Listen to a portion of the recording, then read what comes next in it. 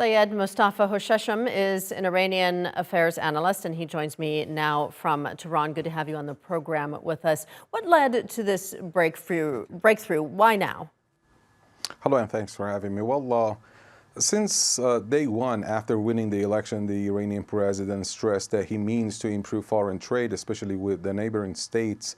So improving neighborly ties has been a major agenda for President Raisi's government. And this is not possible unless you de-escalate the tensions with Saudi Arabia. That's why in his first press conference, even before his inauguration, he said that he was ready to reopen embassies in Tehran and Riyadh on the same day. There have been 4 rounds of talks at the initiative of Baghdad, hosting the talks between Iran and Saudi Arabia. Mr.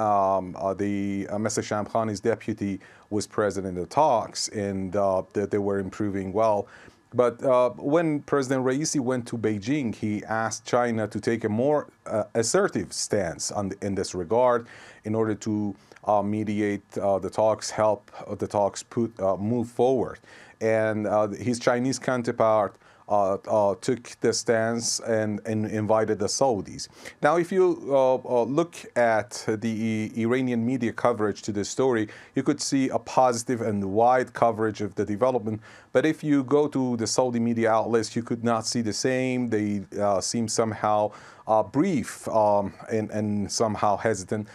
This could be the result of Chinese pressure, probably, on Riyadh to take part in the talks and to agree to the terms of the deal. But still, I can see Iran and Saudi Arabia both the winners of the day, especially after the Saudi schemes against Iran under President Donald Trump failed.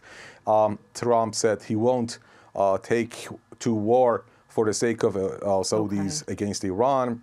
And then their joint ventures with the Israelis didn't move forward pretty well. And the last round of that was in autumn, in fall, and they failed in the riotings. So I believe the best and the only option available for Riyadh was rapprochement with Iran after the UAE and Kuwait both sent back ambassadors to Tehran several months ago. This was obviously a major diplomatic breakthrough, and I'm wondering what it could lead to. Could this pave the way potentially for a breakthrough in ending regional conflicts such as the war in Yemen and the conflict in Syria? Well, definitely this could help move, de-escalate the tensions in the region, in Syria, in Iraq, and in Yemen. And in Lebanon, the two sides could work out mechanisms, security, and joint economic mechanisms in order to help regions in the nation, especially considering that Iran and Saudi Arabia have been rivals for quite a long time. But of course, this requires honest moves towards this rapprochement. Sometimes some states take formal stance that goes one way, but in action they go the other way. And here I have my own doubts about the Saudis because of their rapprochement with Israel in the recent years. Now, this has been a major blow to the Israelis, admittedly.